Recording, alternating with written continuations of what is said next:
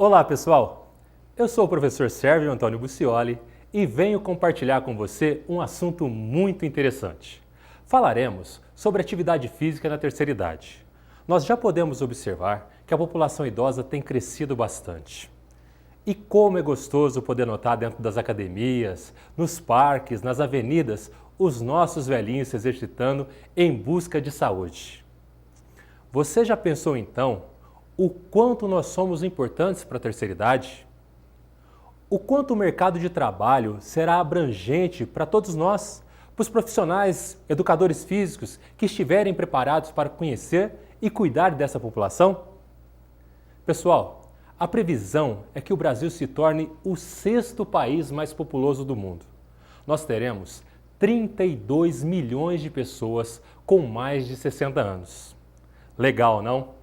Saber que teremos uma população de idosos do tamanho de Portugal, Bélgica e Grécia, tudo junto. Será que estamos preparados para receber essas pessoas? Acredito que sim, pois através de iniciativas de estudo como essa, que aprendemos e nos capacitamos para sermos profissionais que irão cuidar e orientar, principalmente promover a melhor qualidade de vida possível para estas que são enciclopédias vivas de nossa história, os idosos. Sabe o que é interessante? É que ainda hoje muita gente pensa que na terceira idade todo mundo vai ficar doente, debilitado, sentado no banco da praça e jogando dominó. Mas não é bem assim. Pode ser que antigamente, antes dos avanços tecnológicos, da medicina, quando ainda a população tinha o tabagismo e a bebida como sinônimos de status social, quando os profissionais de saúde não tinham atenção voltadas para essas pessoas, quando as dietas ainda eram muito desreguladas e as doenças ainda matavam muitos idosos, chegar na terceira idade trazia uma certa inquietação. Mas hoje, como essa geração de idosos, que com certeza já nos surpreende, uma geração de idosos que a cada dia dá um show de vitalidade, não é? Afinal de contas, quando uma pessoa pode ser considerada idosa? Seria com 60 anos? 70 talvez.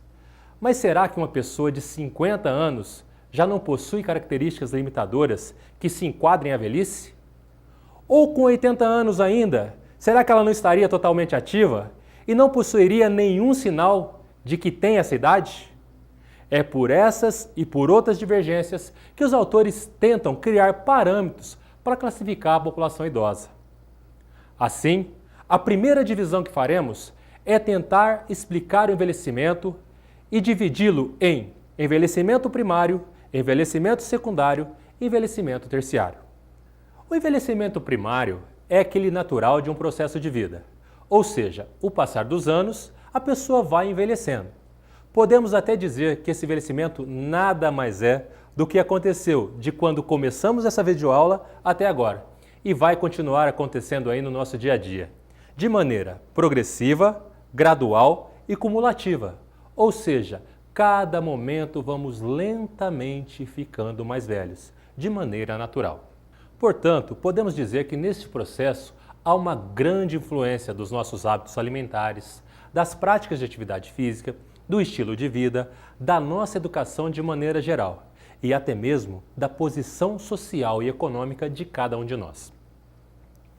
É isso mesmo, envelhecer depende do que me alimento, do que me exercito, dos meus hábitos saudáveis e até de quanto é a minha renda e de qual trabalho exerço. Mas mesmo com a eficiência de todos esses parâmetros, é possível que, dependendo das respostas que eu tenha para cada uma dessas variáveis, eu vou envelhecer mais rápido ou retardar os efeitos do envelhecimento. Com certeza, não temos como interromper, mas sim acelerar o processo de envelhecimento.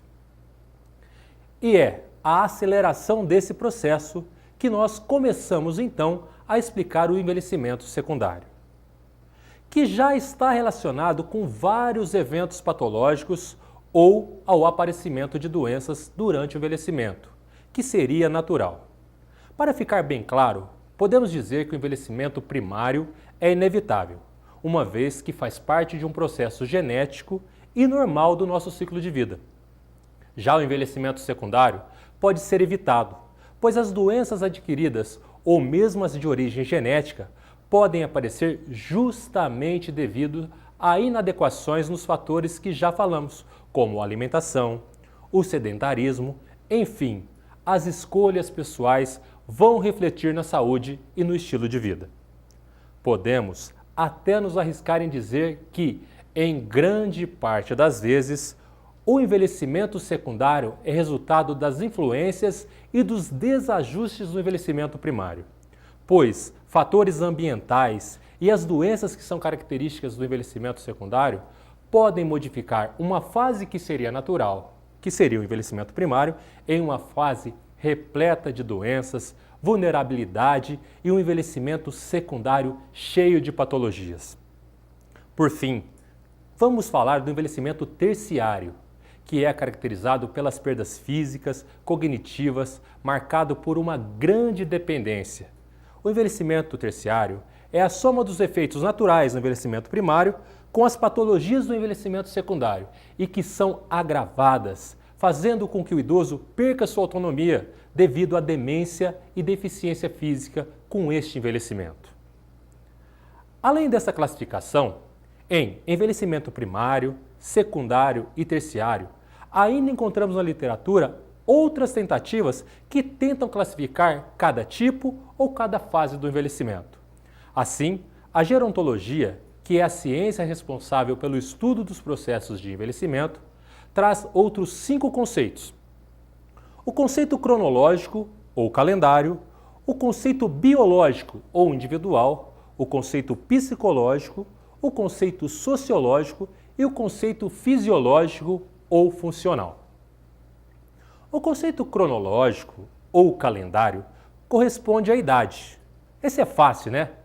Assim, o conceito cronológico não pode ser alterado, pois é regido pela data de nascimento de cada pessoa e é contabilizado dia a dia, sendo de fácil mensuração. Seria então a própria idade de cada um.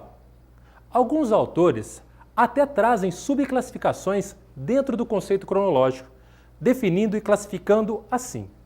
Meia-idade seria o período entre 45 e 59 anos. O idoso teria entre 60 e 74 anos. Velho seriam aquelas pessoas com 75 e 90 anos.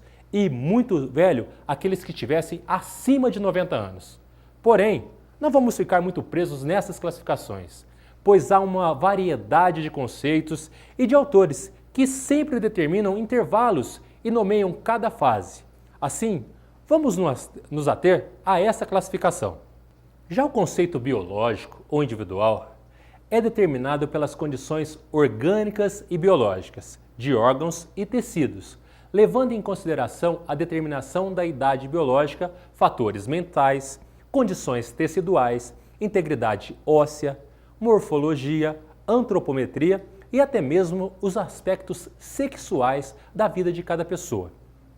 O que torna essa classificação bastante subjetiva e de determinação de difícil aferição. O conceito psicológico deve ser entendido como a relação entre a idade que a pessoa se tem e a idade cronológica, que é a capacidade de aprendizagem, de memória ou de memorização, ou até mesmo de inteligência. Dentro desses conceitos, podemos também levar em consideração experiências vividas, o equilíbrio mental, a capacidade de raciocínio, a percepção geral dos fatos e a assimilação deles, como, por exemplo, as reações lúcidas às diversas situações do cotidiano, como ler ou ver uma notícia e logo entender a realidade dos fatos. Todos esses fatores vão se refletir no desempenho psicológico e diretamente na realização de tarefas. Desde as tarefas mais simples, como manter um diálogo, até as mais elaboradas, como se localizar em seu endereço.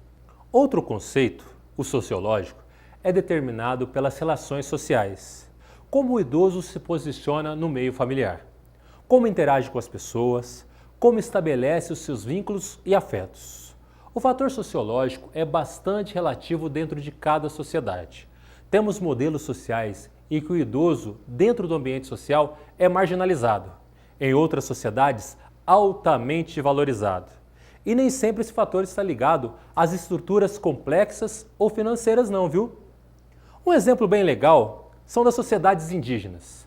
Veja só, os idosos são tratados como sábios, líderes, enquanto em países muito avançados, esses idosos podem ser excluídos socialmente. Mas esse exemplo também pode ser empregado em sociedades bastante tradicionais, que preservam e valorizam seus idosos. Vamos citar a sociedade japonesa, que dá um exemplo de valor às pessoas mais velhas.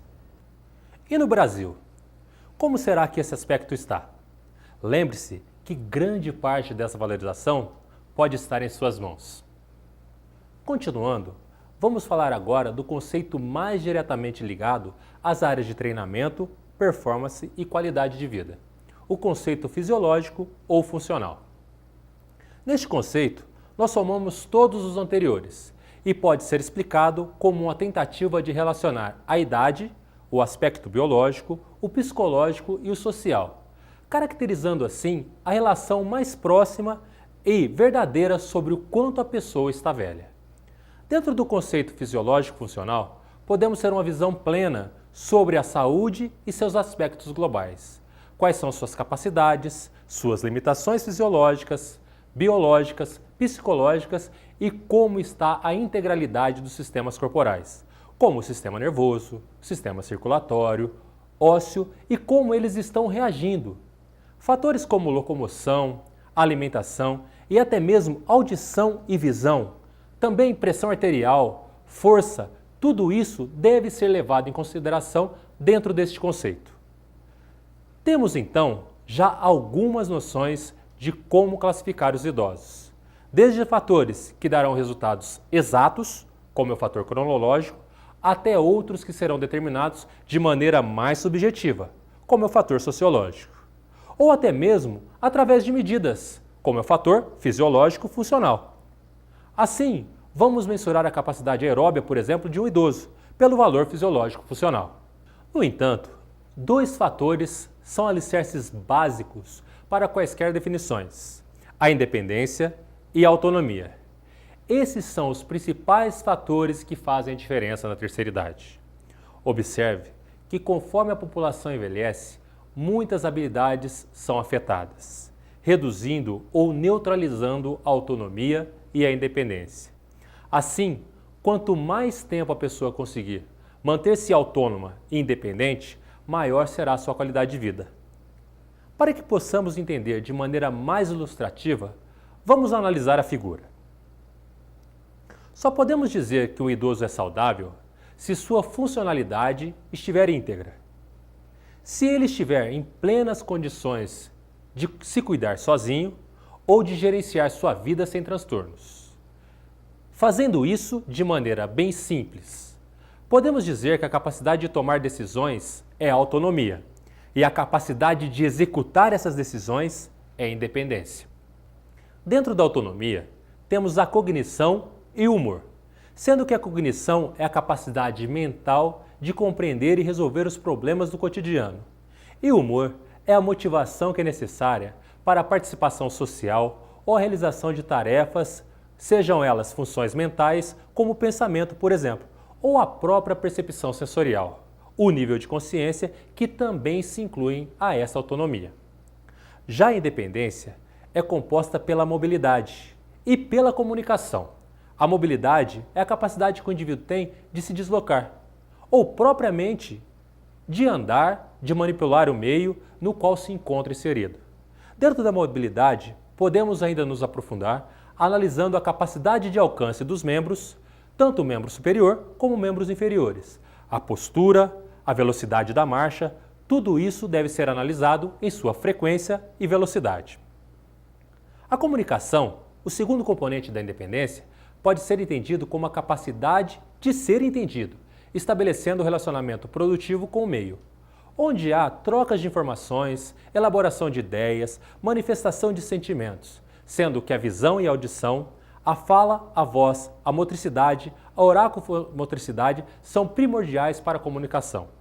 Finalizando esse bloco, vamos falar sobre a realização de tarefas cotidianas ou atividades de vida diária. As atividades de vida diária são classificadas conforme seu grau de complexidade, sendo elas básicas, instrumentais e avançadas. As atividades básicas estão relacionadas ao autocuidado. São muito importantes para a autopreservação e sobrevivência das pessoas na terceira idade. As atividades básicas são triviais, ou seja, as mais simples possíveis, como tomar banho, vestir-se, escovar os dentes e realizar outros procedimentos de higiene pessoal e necessidades fisiológicas sozinho. Dentro das atividades básicas, encontramos idosos independentes que realizam todas essas atividades de vida sozinhos. Outros, semidependentes, que possuem algum comprometimento, seja em pelo menos uma das funções básicas, como banhar-se, vestir-se ou usar o banheiro, por exemplo. Temos ainda aqueles com dependência incompleta, que possuem comprometimento de uma das funções vegetativas mais simples, como conseguir segurar a vontade de urinar, sendo ainda dependente para banhar-se, vestir-se e usar o banheiro. Porém, somente o fato isolado da incontinência urinária não deve ser considerado como uma independência incompleta. Por fim, o último índice de classificação são as necessidades de dependência completa, que representam comprometimento total de todas as atividades, inclusive a incapacidade de se alimentar, representando o grau máximo de dependência funcional. Seguindo nossos estudos, nós temos as atividades instrumentais, que são relacionadas ao domicílio, apresentando um grau um pouco maior de complexidade do que as básicas. Essas atividades estão relacionadas com as atividades domésticas, o cuidado com o domicílio, e incluem tarefas como cozinhar, lavar e passar, ou mesmo ir às compras para suprir as necessidades domésticas, controlar a economia pessoal e o orçamento de casa, além do controle sobre a sua medicação, os horários de tomar remédio no dia a dia. Olha que interessante, pessoal! Dependendo da cultura de cada sociedade, essa classificação é bastante influenciada. Por exemplo, para os homens, perder as capacidades de realizar tarefas domésticas como lavar, passar e cozinhar não representa grandes restrições. No entanto, para as mulheres,